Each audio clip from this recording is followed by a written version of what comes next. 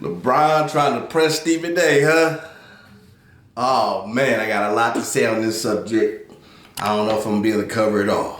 But LeBron trying to press Stephen A in the middle of the game? He didn't even wait till after the game was over. It's timeout. It's doing a timeout. The rest of the team's supposed to be over there huddling. They supposed to be over there huddling, drawing up and playing some shit. Talking about defense and coverage. He over there checking Stephen A. Come on, bro. Let's get into this, man. LeBron trying to check Stephen A, huh?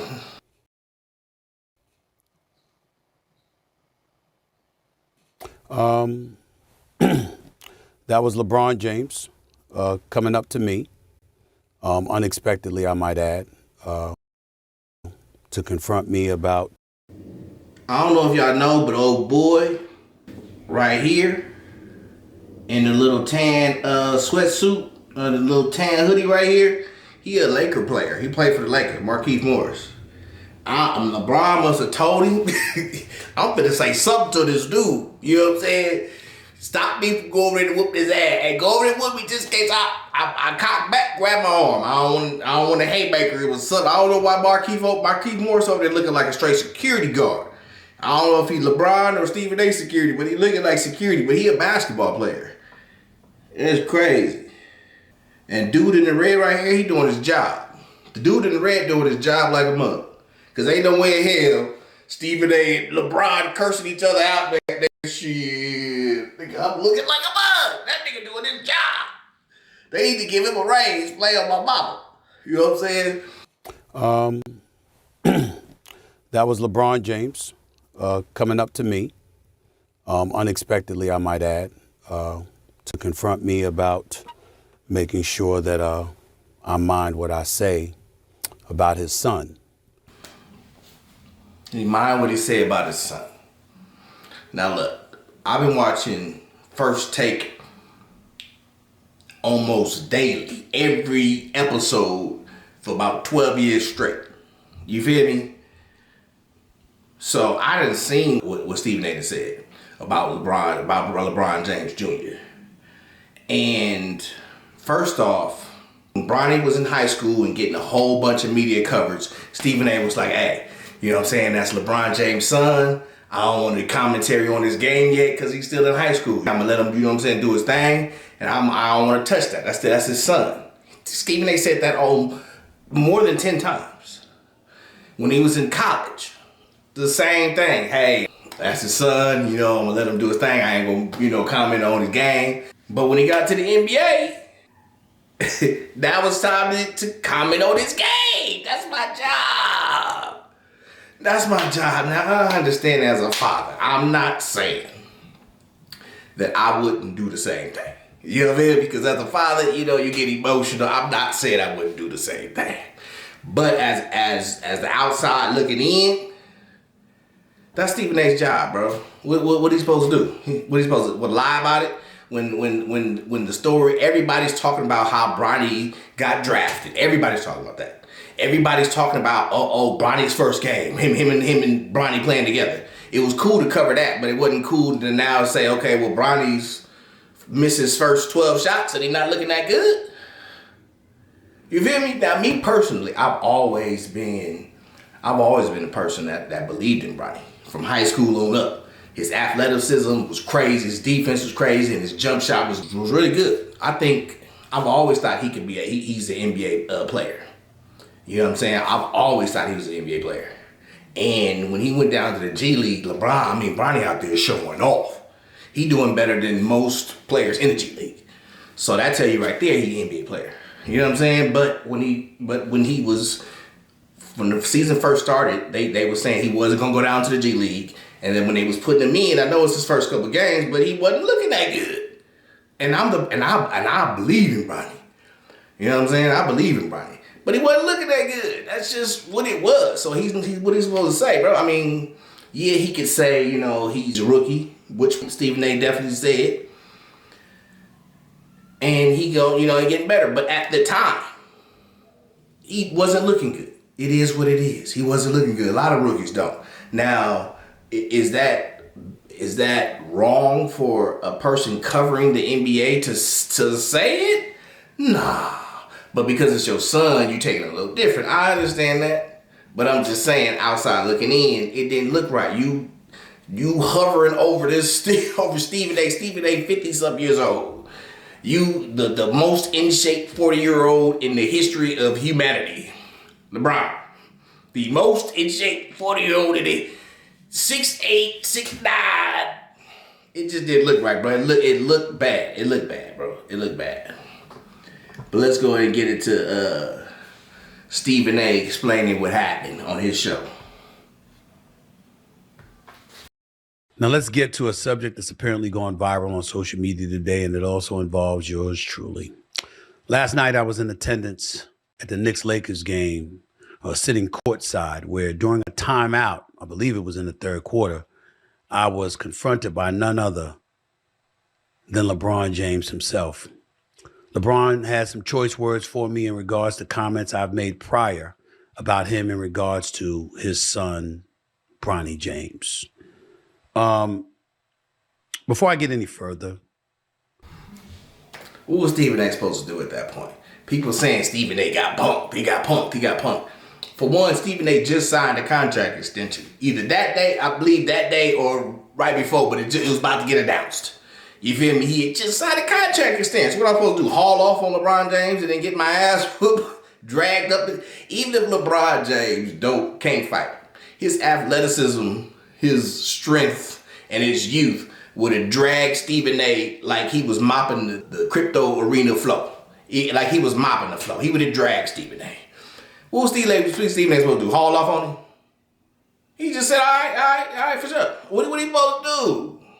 Take off on him? I just got my contract extension. I'm gonna risk my whole career because LeBron mad at me from doing my job? Nah. Let me just put to bed a couple of things that have been reported that are false. People was talking about LeBron called me out my name, or somebody said he called me a bitch. Somebody said he called me a punk and all this. None of that is true. He was fiery. He approached me during the game and he said, "Stop effing with my son. That's my effing son. Stop effing with my son." I said, "What? Nah, man, straight up, man to man. Real talk. Stop effing with my son." And I saw how furious he was. And I said, "We can talk about it later." "Nah, F that. Stop effing with my son. That's my son. I said, "All right, dog. Fine." And he walked away. That's all he said. I knew what And like I said, I'm a father. So I understand how as a father you could feel that way. But as a father in the NBA playing with your son that's in the NBA, you have to understand there's going to be some criticism. There's going to be some people giving their opinion on what's going on. I've never heard anybody say Bronny's a bad guy. Stephen A. did not attack his character. Now, if he would have said Bronny's a bad guy, Bronny ugly as hell, then yeah, you know what I'm saying? But if he's talking about basketball, then take if you got a problem with what he said, take that and let that fuel Bronny. But you can't get mad at somebody that's covering the game, that's trying to call it how he sees it. Now, what it stems from is Stephen A. said on ESPN that Bron said, don't let what me and you got carry over into you talking about my son. You feel me? You can't say anything bad about LeBron. And that's what the problem is with LeBron. One of the problems with LeBron for me is you can't say nothing bad about him. Stephen A., I guarantee you Stephen A. and LeBron's beef before this stems from Stephen A. saying LeBron's not the GOAT. He's number 2. So now LeBron mad at him, he hate him, all of this. And now when I commentate, when I tell you, okay, I don't want to comment on your son because he's in high school, let him be. When everybody else is talking about his game. I ain't gonna comment on it. Then he in college, I ain't gonna comment it. I ain't gonna comment on his game when everybody else is. I ain't gonna comment. But then when he get to the league, I make a few comments on his game, and then I'm the bad guy. And it really comes from me thinking, let's be honest, it's from Stephen A. saying he ain't the GOAT. You know what I'm saying? And when it comes to the GOAT conversation, it goes so deep. You could talk about that literally with somebody and argue your point for a year straight. My thing that I don't like about the GOAT conversation is when talking about your GOAT and trying to explain how your GOAT is the GOAT, you got to put down everybody else's GOAT, which the top 5 or the top 10 are to me all GOATs. They all the greatest players ever. We can't, you know what I'm saying? You got a point. Yeah, you got a point why LeBron is the GOAT. You got a point why Jordan is GOAT. And I definitely got a point why Kobe is GOAT. I got points. So that's my biggest problem with the GOAT conversation is that you got to put, I love LeBron. I absolutely love LeBron. As Kobe is my GOAT, but I love LeBron. How could you not love LeBron as a basketball player if you're a basketball fan? The dude is amazing. I mean, one of the greatest players ever. You feel me? But in telling people that my GOAT is Kobe, and then Stephen A. trying to explain how his GOAT is Michael, you end up having to put down LeBron, which you really can't put down LeBron's game. But that's what you end up finding yourself doing to try to prove yourself, to try to prove to others who your GOAT is. That's my main problem with the GOAT conversation. My GOAT is Kobe, and I got many factors why. Yeah, many. But that's just my GOAT. But I understand your GOAT. I understand that's your GOAT. But just don't put down my GOAT when you try to big up your GOAT. That's what I don't like. But I'm guilty of doing it myself. Yeah, so that's what it stems from. And the thing about LeBron and LeBron's fans is LeBron fans and LeBron, his reign as the greatest player in the game has been the same time of the social media explosion. You feel me? So his fans are like the loudest fans, for sure. I feel like they the loudest fans, you know what I'm saying? But it's because of the social media. If social media would have been popping when Jordan scored 63 in Boston, that social media explosion would have been crazy. The Jordan fans would be crazy. If social media was popping when Kobe hit that 81, or Kobe went back to back with Gasol or three-peated with Shaq, social media would have went crazy. But they didn't have that, and LeBron did. So his fans are definitely the loudest, you know what I'm saying? Because that's what he reigning right now, and the youth, they loud as hell. I was a guest of Ari Emanuel, owner of William Morris Endeavor, founder of William Morris Endeavor, rather. Founder of Endeavor, I'm sorry, before they merged with William Morris. And I was a guest of his, sitting at the game with him and Larry David from Curb Your Enthusiasm. I was sitting courtside, and the next thing you know, out of the blue, LeBron came in my face. Obviously, since he brought up his son, he was piggybacking off of what I had said weeks ago. And what I had said weeks ago is that when Bronny James was struggling, and I threw out some stats and stuff like that, and I said he's not ready. And then I came on this podcast and I reiterated that point.